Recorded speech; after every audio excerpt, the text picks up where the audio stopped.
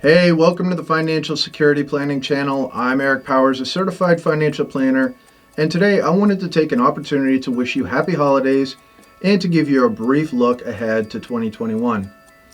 I'm sure we can all agree that we'd like to put this dumpster fire we call 2020 well behind us. After all, it's hard to look forward to 2021 when we're still in the grips of this pandemic, its devastating health consequences, the economic downturn, and business closures. But let's think for a moment that in this moment of crisis, it's helped us to discover new and incredible possibilities and a way to move forward. The effects of COVID-19 on our finances and day-to-day lives are certainly not going to go away when the calendar changes over to 2021. But instead, I believe that we'll slowly see continued advances that will hopefully lead to a great reopening before the year end, and maybe in time for making summer plans. There are several factors that make me optimistic about 2021. The first is policy. We just ended a heated political season, right? It looks like the end result will be a divided government. Democrat Joe Biden will be sworn in as president, while Congress will be split between Republicans and Democrats. This may help to limit the size of tax hikes and regulations, while still support further fiscal stimulus. Greater clarity on trade may make it easier for some companies to do business, but a more challenging regulatory environment may be an offset. Investors and business leaders know a lot more than they did in the fall, and the economy is set to move forward in 2021 with a few likely exceptions. The service part of the economy, including entertainment and recreation, will continue to struggle under restrictions until COVID-19 vaccines are widely distributed.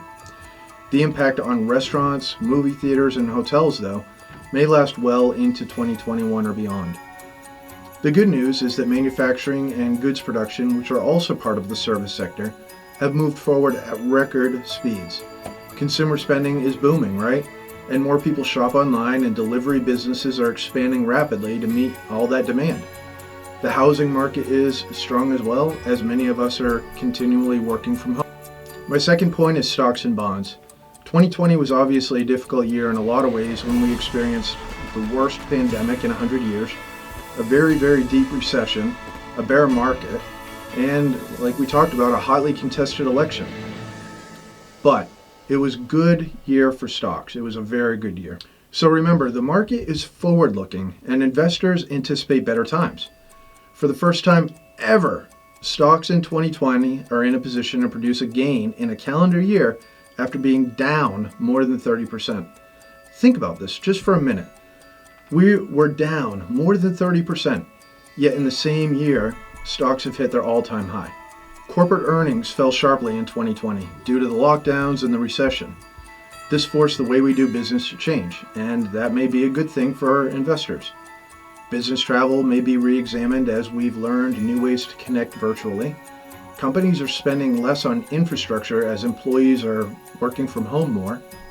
And these cost efficiencies may well lead to a halfway decent earnings year, passing through to the investor. The news for bonds, though, probably isn't so good. An improving economy generally leads to higher interest rates, and when interest rates go up, bond prices go down. Having high-quality bonds should continue to play a role in your portfolio, especially with an eye towards diversifying your money. Bonds will continue to be an important share of a portfolio for stability over more volatile stocks for the generation approaching or already in retirement. My third and final point, looking ahead. 2020 will be a year we'll all remember for changes in our lives and work. Many small business owners have had to close up shop.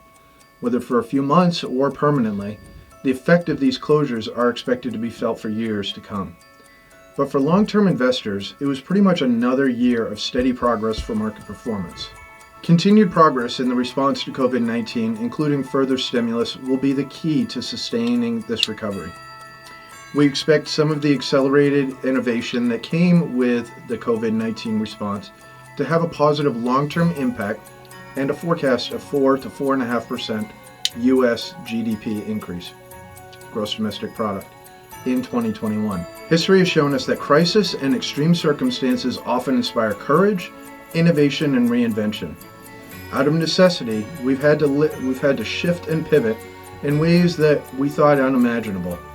As humans, we naturally dislike change. But as we enter the other side of this pandemic, we'll shortly have the pleasure of hindsight to be able to raise a glass to our accomplishments that we've made in the face of adversity. So that's all for now. I wish you a happy holiday season and a prosperous new year.